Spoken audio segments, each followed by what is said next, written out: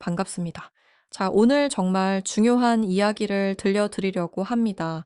영상에 담은 로봇 테마 관련 종목들도 너무 중요하니까 우리 구독자분들 놓치지 말고 꼭 끝까지 시청하시길 바랍니다. 로봇 산업을 이야기하면 모두가 가장 먼저 떠올리는 이름이 있죠. 바로 테슬라입니다. 사실 2022년 테슬라가 이제 본격적으로 휴머노이드 로봇을 만들겠다고 선언했을 때만 해도 반응 대다수는 냉소적이었죠. 와, 과연 저게 현실이 될까 하는 의심이 쏟아졌습니다. 하지만 지금은 완전히 다른 분위기입니다.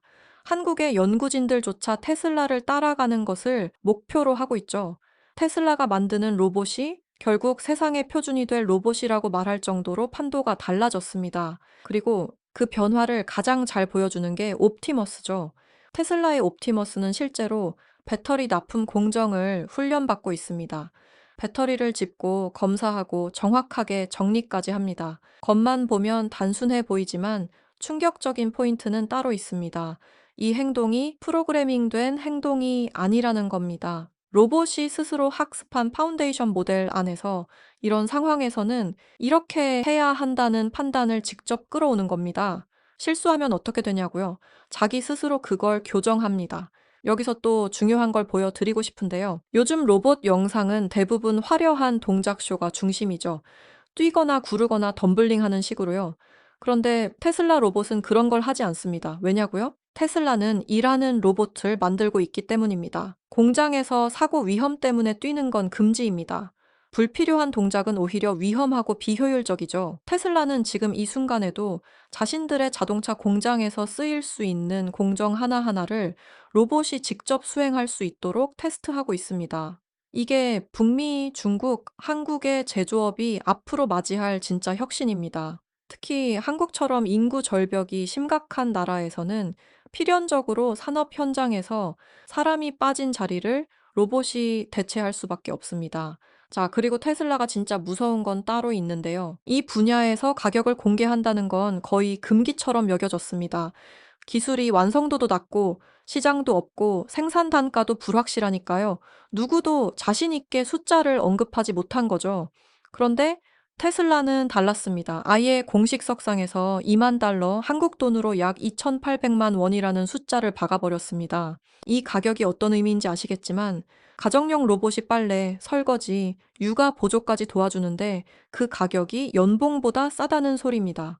단순히 싼 가격을 제시해서 시장이 흔들린 게 아니죠. 성공만 한다면 세상이 뒤집힌다는 걸 정확하게 전달하는 메시지이기 때문인데요. 물론 지금 당장 2만 달러에 팔 수는 없겠지만 중요한 건 테슬라가 목표를 고정했다는 사실입니다. 그리고 테슬라는 그 목표를 현실로 만들기 위해 전 세계에서 가장 거대한 제조 인프라와 AI 연구력을 총동원하고 있습니다. 여러분, 산업혁명은 범용기기가 누구나 살 수 있는 가격으로 풀릴 때 일어납니다. 스마트폰, PC, 자동차, 전기기기 등 세상을 바꾼 모든 제품은 대중적으로 쓰이기 시작했을 때 진짜 혁명이 시작됐습니다. 그리고 일론 머스크는 이 원리를 정확하게 이해하고 있는 거죠. 휴머노이드 로봇은 범용기기입니다. 청소, 조립, 돌봄, 운반, 공장, 라인 작업, 사람이 하는 대부분의 노동을 대체할 수 있는 디바이스죠.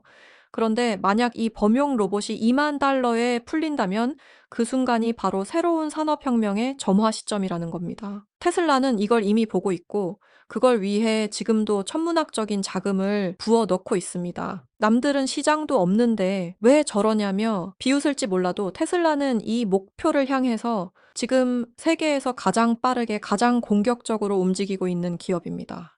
그리고 더 충격적인 건 로드맵인데요. 올해 안에 월 1,000대, 내년부터는 월 10,000대, 즉 연 12만 대의 양산 체제를 공식적으로 선언했습니다. 내년 초에 공개될 옵티머스 3세대에서 테슬라가 노리는 핵심 포인트는 딱 두 가지예요. 하나는 초소형 액추에이터, 손가락 구동력, 정밀 제어 기술의 로봇 손, 그리고 또 하나는 공장에서 실제로 일할 수 있도록 기술을 최적화하는 겁니다. 이 두 가지가 합쳐지면 진짜 산업혁명이 나겠죠. 그런데 로봇이 스스로 움직이려면 주변을 이해하고 판단하고 결정을 내려야 합니다.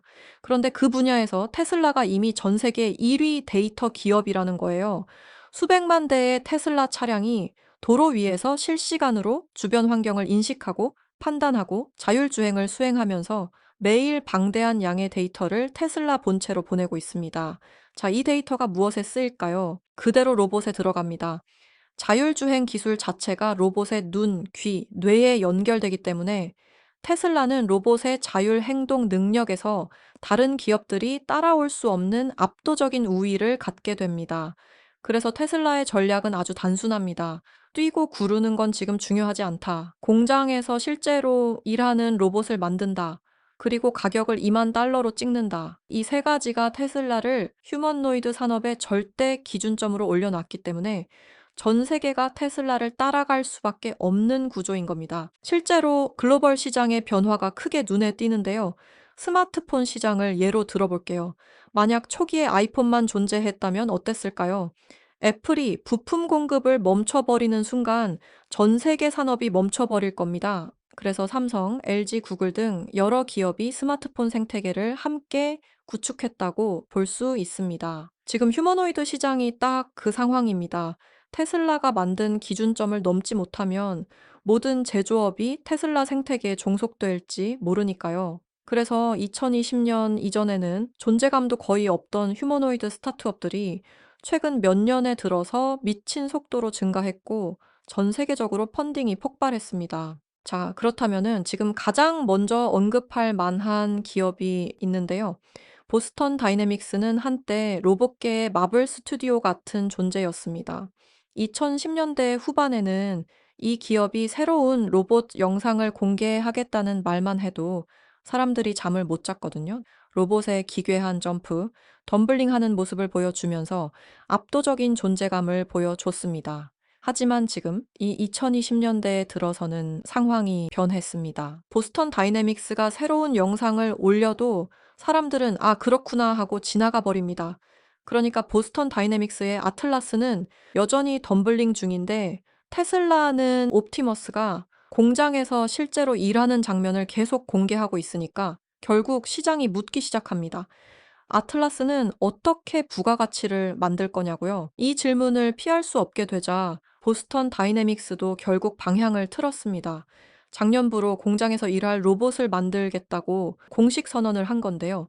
대주주가 현대차이기 때문에 자동차 공장에서의 실사용 모델로 방향이 바뀐 겁니다. 여태까지 보스턴 다이내믹스의 핵심 기술은 유압이었는데 이게 포크레인처럼 엄청난 힘을 내는 기술이에요. 사실 유압은 파스칼의 원리상 이론적으로 거의 무한대의 힘을 낼 수 있습니다. 그래서 이제 보스턴 다이내믹스는 작은 로봇 몸체 안에 유압 실린더를 꽉꽉 채워 넣었었죠. 이 기술은 그야말로 넘사벽이었습니다. 하지만 상업화를 생각하면 이야기가 달라집니다. 힘이나 반응성은 훌륭한데 시스템이 복잡하고 무겁고 유지보수가 어렵고 단가가 높거든요. 휴머노이드를 실제로 팔아서 돈을 벌기에는 유압이라는 게 구조적으로 불리해요. 결국 보스턴 다이내믹스는 자신들의 넘사벽 기술력이라 불리던 유압을 버리고 전기 모터로 방향성을 틀었습니다. 정체성을 스스로 내려놓은 결정인데요. 그런데 더 놀라운 건 보스턴 다이내믹스가 워낙 탄탄한 곳이라 전기 모터 기반으로 바꾼 현재도 순수 퍼포먼스에서 여전히 세계 1위를 자랑하고 있습니다. 본격적으로 로봇 시장은 팔기 위한 준비가 끝나가고 있다는 거예요. 그래서 이번엔 구독자분들이 참여할 수 있는 퀴즈 이벤트 하나 준비했는데요. 정답을 맞추시면 지금 시장에서 진짜 조용하게, 정말로 조용하게 움직이기 시작한 비공개 로봇 히든주 하나 바로 제공해 드립니다. 뉴스나 기관에서도 언급되지 않고 리포트도 없고 극소수의 내부 자료들로 준비된 종목이기 때문에 어디 퍼지지 않도록 조심해 주시고요. 이건 소수만 알아야 수익이 나는 종목이에요. 자, 그럼 문제 갑니다. 정답 아시는 분들 일단 제가 구독자분이 맞으신지 확인할 수 있도록 댓글에 구독이라고 남겨주시고요. 그 다음 영상 하단에 고정 댓글 링크 들어가셔서 정답이 뭔지 골라주시면 됩니다.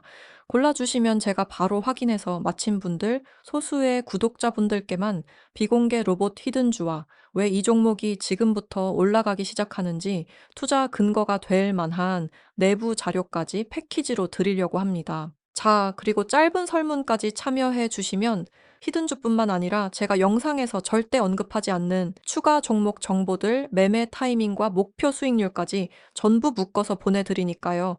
딱 10초만 시간 내셔서 구독자 혜택 받아가시길 바랍니다. 로그인 필요 없고 딱 구독 인증만 하시면 됩니다. 투자로 벌 줄 아는 분들은 이런 기회를 절대 놓치지 않으시겠죠. 자, 다들 참여 완료하셨다면 이제 다시 본론으로 들어가겠습니다. 최근에 한국에서 벌어진 흥미로운 사건이 있죠. 글로벌 로봇 시장의 권력 지도가 보이는데요. 바로 깐부치킨 회동 사건입니다. 엔비디아의 젠슨 황, 삼성그룹의 이재용 회장, 현대차그룹의 정의선 회장, 이 세 명이 한 치킨집에 모여서 치맥을 했습니다. 여기서 한 가지 의문이 들지 않으셨나요? 왜 SK 하이닉스 최태원 회장은 없었을까요? 반도체의 핵심 플레이어인데 AI GPU 공급망에서도 중요한 축을 담당하는 회사인데 왜 초대되지 않았을까요?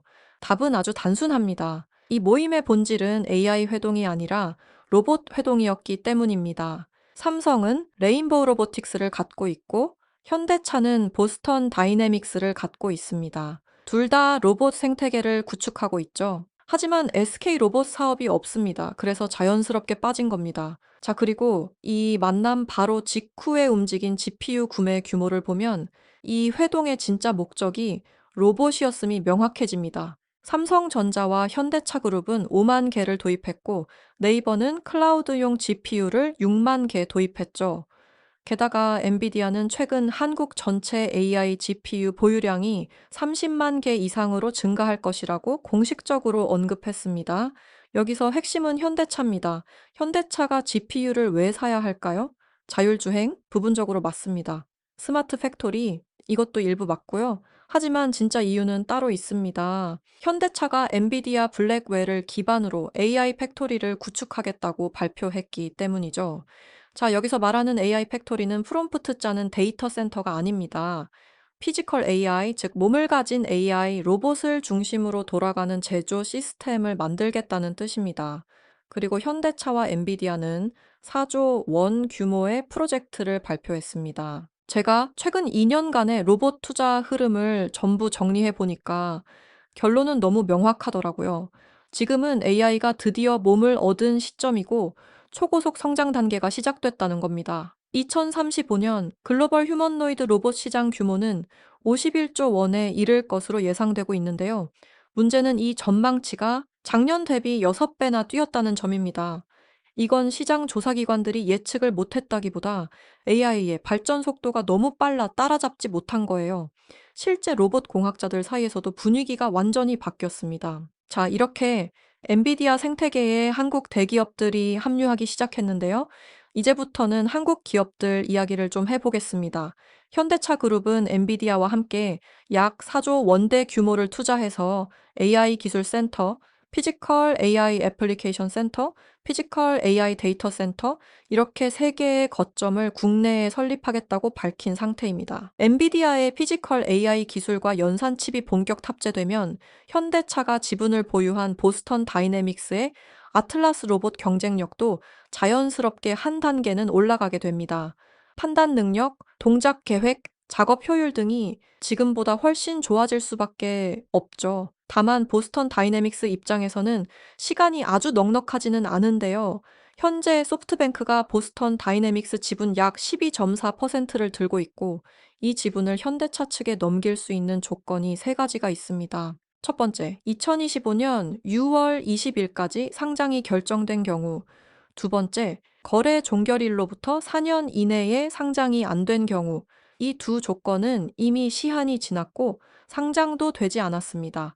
그래서 지금 시점에서 소프트뱅크는 지분을 정리할 수 있는 상태입니다. 마지막으로 남은 조건이 거래 종결일로부터 5년 이내, 즉 2026년 6월 20일까지 상장이 되지 않을 경우입니다.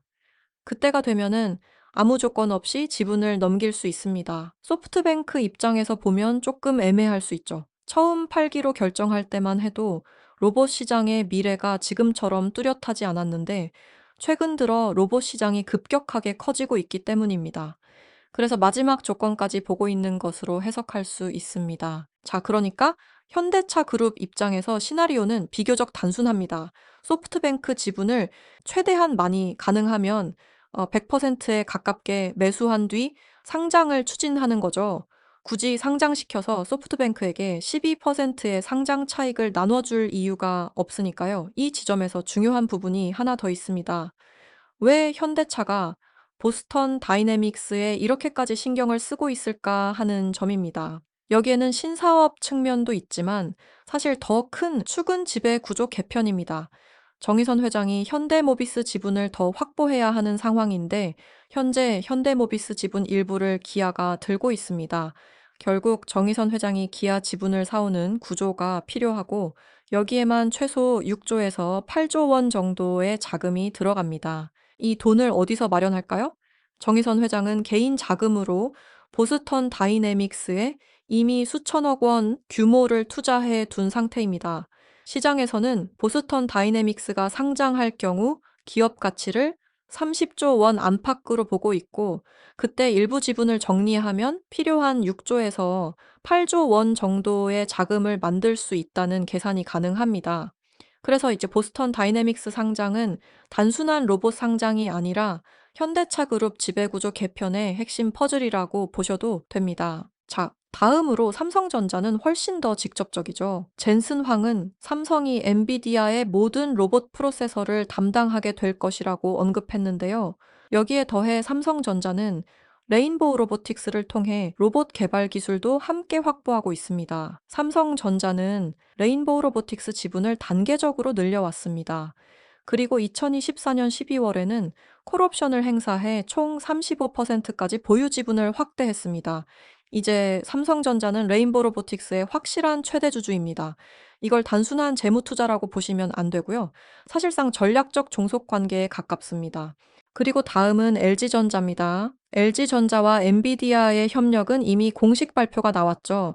AI 기반 로봇 제어 기술과 스마트홈, IoT, 가전 제어 분야에서 10년 넘게 경험을 쌓아온 기업이기 때문에 AI 기능의 경험이 충분히 축적되어 있습니다. 예를 들면 LG이노텍은 로봇의 눈 역할을 하는 카메라 모듈을 공급하고 LG에너지솔루션은 고밀도 배터리를 제공할 수 있겠죠. 여기에 더해 중요한 포인트가 하나 있습니다. LG전자가 로보티즈 지분 약 7%대 중반을 보유한 대주주라는 점입니다. 로보티즈는 로봇의 심장이라고 할 수 있는 액추에이터를 만들고 있기 때문에 로봇 한 대가 팔릴 때마다 LG 계열사 여러 곳이 동시에 매출을 올리는 구조가 만들어지고 있는 것입니다. 이제 중요한 포인트는 이 빅테크 대기업 밸류체인에 들어가 있는 국내 중소형 상장사들입니다. 삼성, 현대차, LG, 엔비디아 같은 글로벌 플레이어들은 방향성만 제시하고 실제 수혜는 그 생태계 안에서 부품을 공급하고 기술을 붙이는 중소형 상장사들이 먼저 받아요. 이제부터는 국내 수혜 종목들을 하나씩 짚어보겠습니다. 먼저 휴머노이드 로봇을 볼 때는 크게 하드웨어와 소프트웨어 두 축으로 나누어서 봐야 하는데요. 하드웨어에서 가장 중요한 것은 액추에이터입니다. 로봇의 관절과 근육에 해당하는 부품인데 로봇 한 대의 원가 중 액추에이터가 차지하는 비중은 30%에서 많게는 60% 수준까지 올라가는데요.